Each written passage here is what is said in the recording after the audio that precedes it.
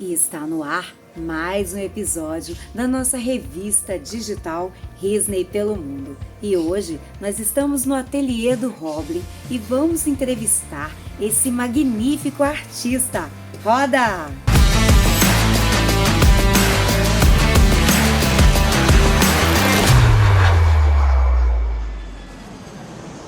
Bom, já estamos por aqui com Roblin. Roblin, seja muito bem-vindo à revista digital Risney pelo Mundo.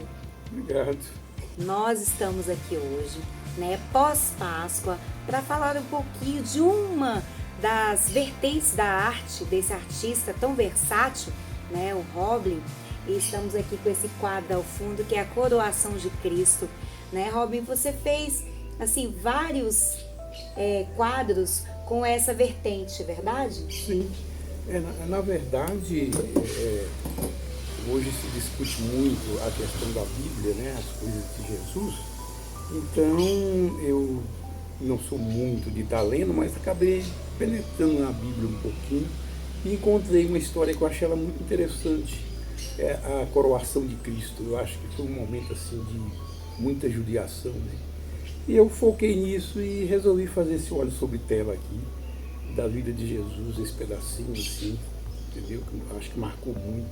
E essa não é apenas uma das obras que ele tem nessa linha, Ele tem também o Beijo de Judas, não é, Roblin? O Beijo de Judas, o Julgamento de Cristo, Que está em andamento. Que está em andamento, e o pessoal do Vaticano já esteve aqui, já levou foto desse aqui, e está no aguardo daquele lá. Só que aquele quadro lá já tem mais de 10 anos, que eu comecei e não terminei. É um quadro difícil, o Julgamento de Cristo. Pode estar Pilatos, aquele público lá embaixo, muita gente.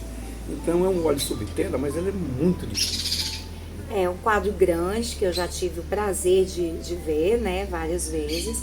Um quadro muito bonito, mas eu acho que o que pesa também é a questão histórica, Porque não é um quadro qualquer.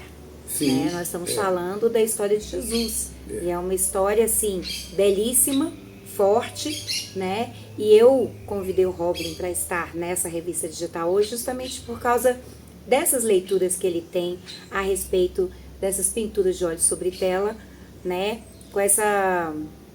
mostrando um pouco da história da Bíblia.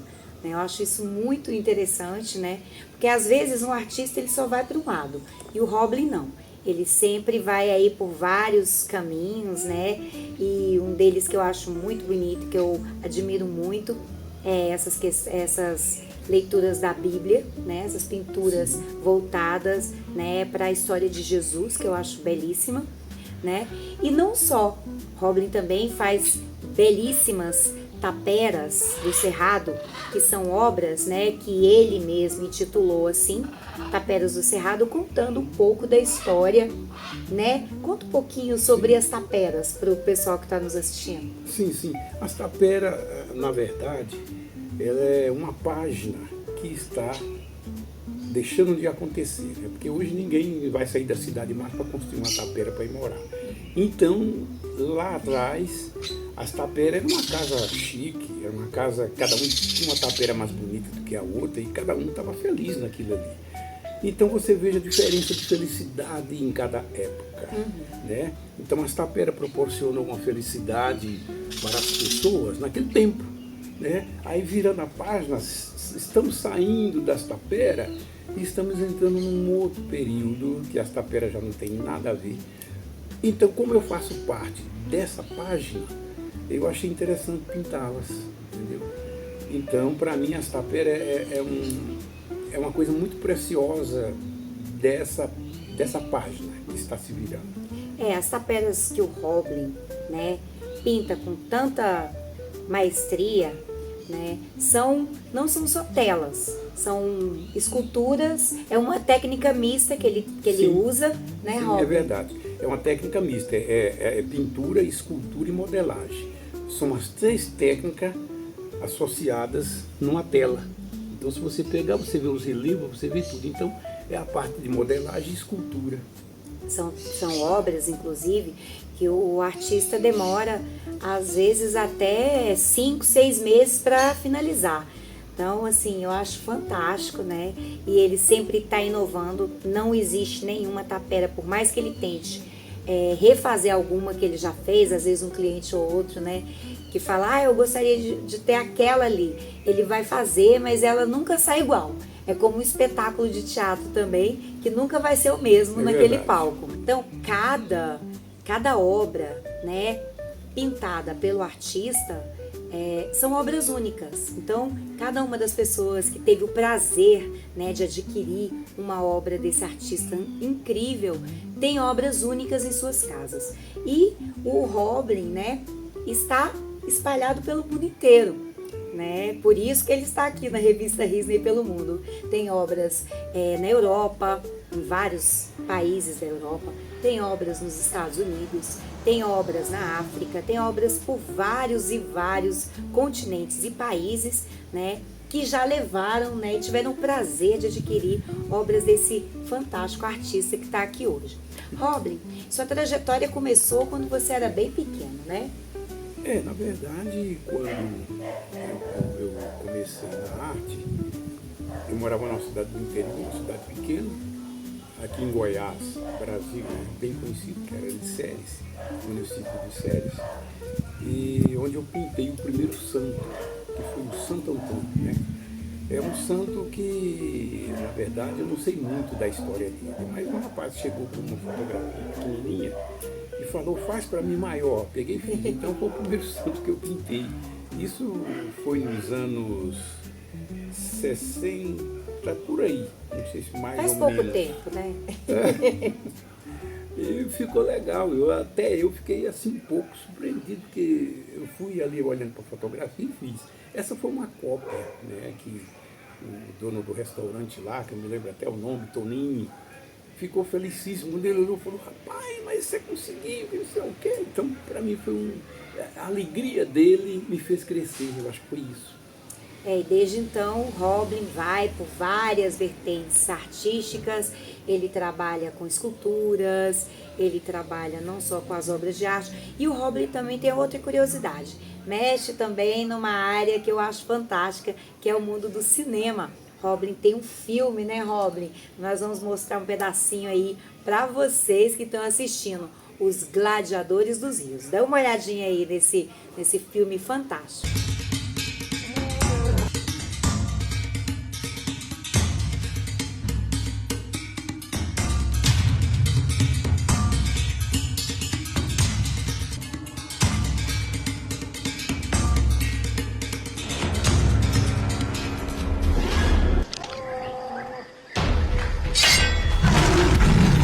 Como surgiu a história para escrever esse filme, né, o Gladiadores dos Rios? Qual que é a pegada desse filme aí? Fala para o pessoal que está nos assistindo. Na verdade, quando eu pesquisava as taperas pelo interior de Goiás, Minas, Mato Grosso, eu andei por aí fazendo uma pesquisa, eu já pesquisava águas, né? E esse meu trabalho de águas, onde eu não esperava muita coisa, eu acabei sendo convidado para Portugal, um país vizinho aqui do outro lado do continente, vamos dizer assim, né?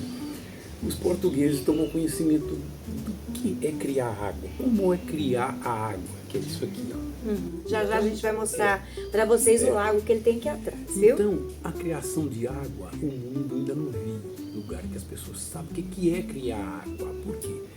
A água, eu chamo de água viva também, é uma água que ela não tem interferência química nenhuma, é zero.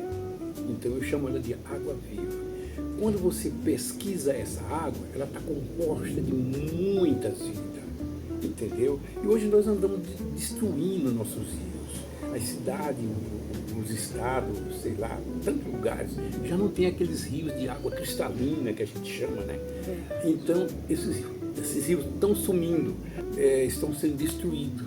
Facilmente a gente quer fazer uma coisa e destrói a outra.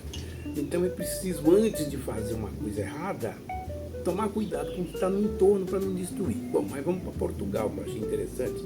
Quando Portugal me convidou, eles me fizeram um desafio. Você é capaz de pôr essa água limpa para nós na embaixada aqui em Brasília, aqui no Brasil? Aí eu falei, só coloca ela limpinha. E fiz isso para eles ver, independente de custo. Quando eles viram que a água realmente ficou bonita, me contrataram imediatamente, veio uma autorização de Portugal, pega esse homem aí. Quer dizer, eu achei isso assim, interessante, né? Porque, veja bem, se você for entrar numa faculdade hoje e for conhecer águas, você vai ver que é H2O, etc e tal, por aí. Mas a linguagem da água não está na faculdade, está na convivência com ela, certo? Então é preciso a gente observar mais o nosso planeta, olhar mais as coisas, entende? Porque ainda não está nas nossas escolas. Mas eu fiquei quase 18 anos com a embaixada portuguesa, aqui, vizinho aqui em Brasília, cuidando da água deles. E realmente foi uma coisa muito E esse cuidado com aquelas águas ali, aquela transformação, né, veio tocando no seu coração para você escrever o roteiro do seu filme. Ah, sim. Né? Voltando a falar do filme, o filme nasceu disso. Por quê? Veja bem o título do filme. Chama Gladiadores dos Rios. Viu que a água está no meio? Então esse filme ele fala da água, da vida da água. O filme era para 1h20, mais ou menos. Nós fizemos, parece que 12 ou 15 minutos de filme. O cinema, eu já havia feito pela Universidade Federal aqui de Goiás um curso para produção de cinema. Antes da produção do cinema eu já era um ator, vamos dizer assim. Roblin é ator desde muitos e muitos anos, já ganhou até prêmio, já né, premiado Roblin? em teatro com a nossa querida Fernanda Montenegro, fez parte verdade. do jurado. E me deram o título de melhor ator goianiense aqui em Goiás.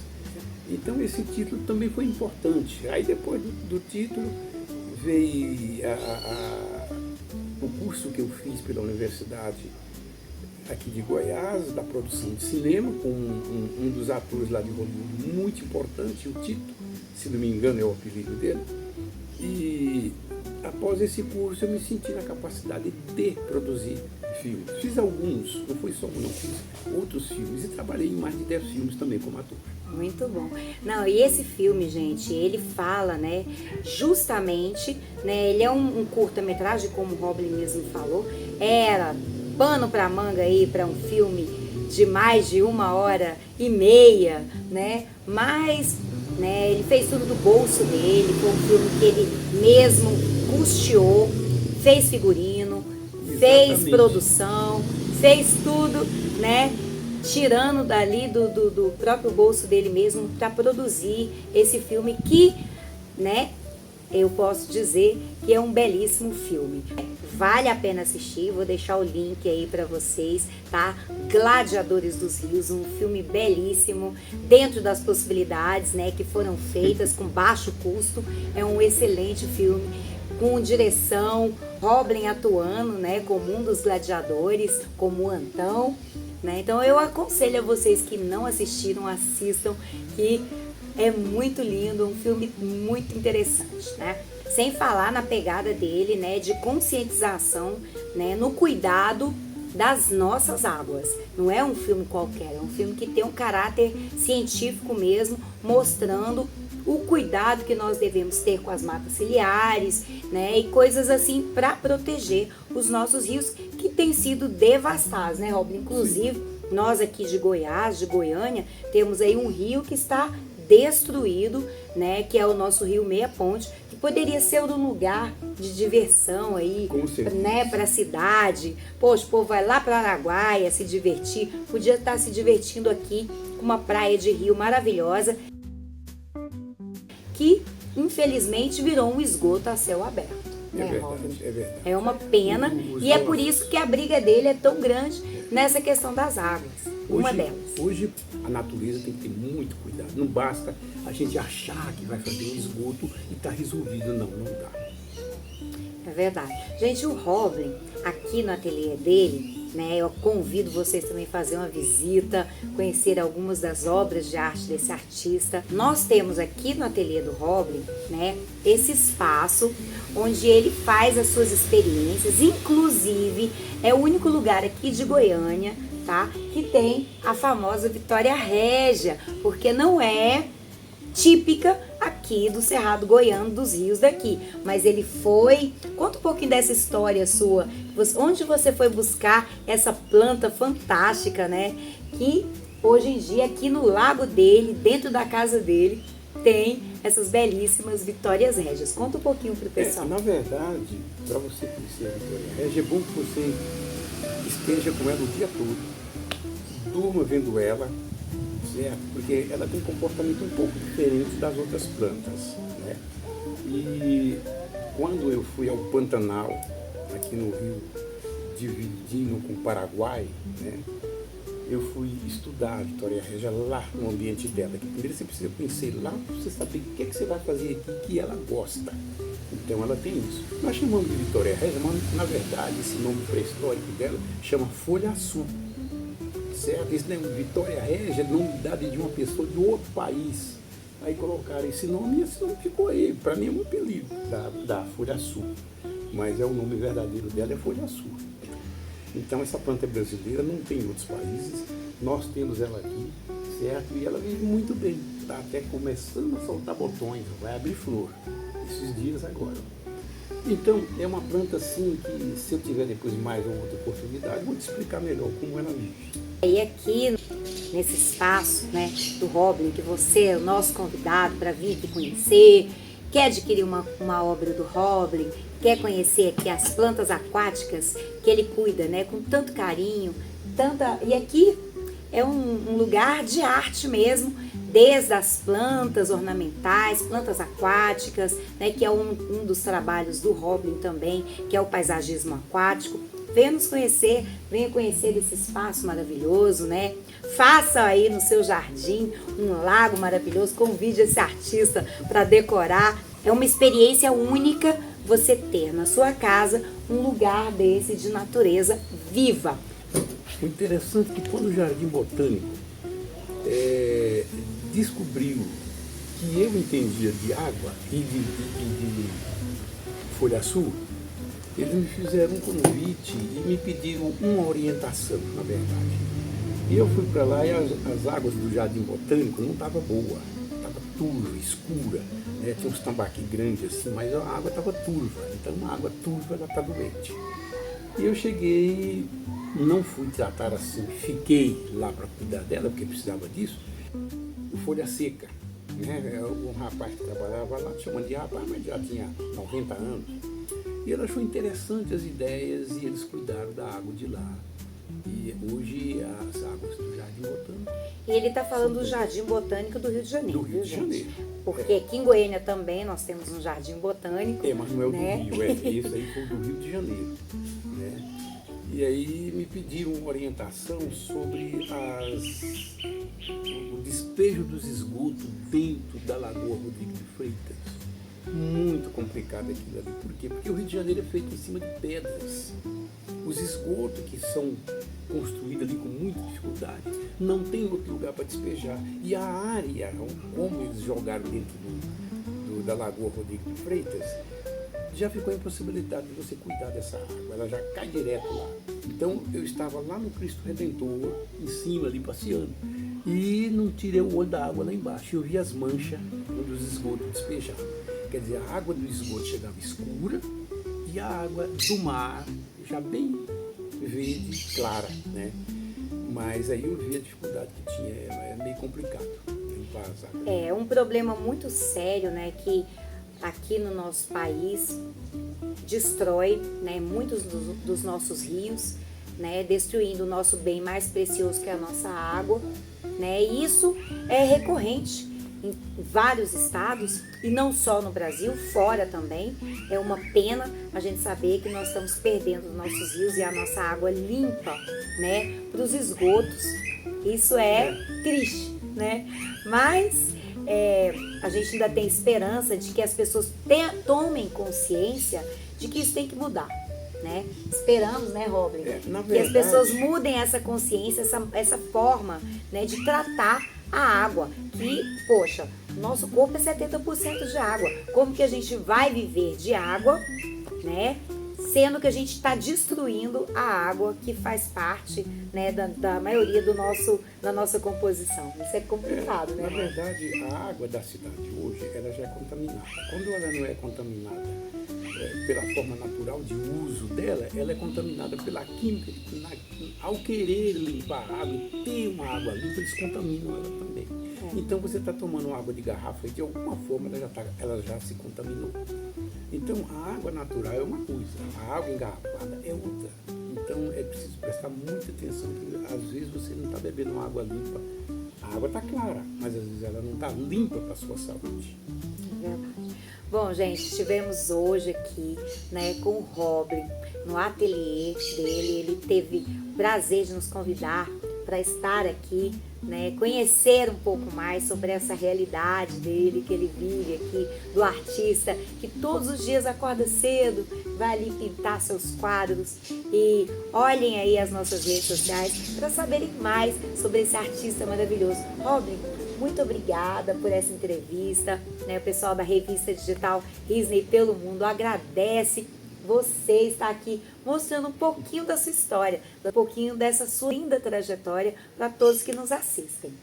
Estamos aí, ligado com o canal dela aqui também. Um abraço para todos vocês aí. É isso aí. É isso aí. Fiquem bem. Um abraço aqui da revista digital Risley pelo Mundo. Até a próxima edição.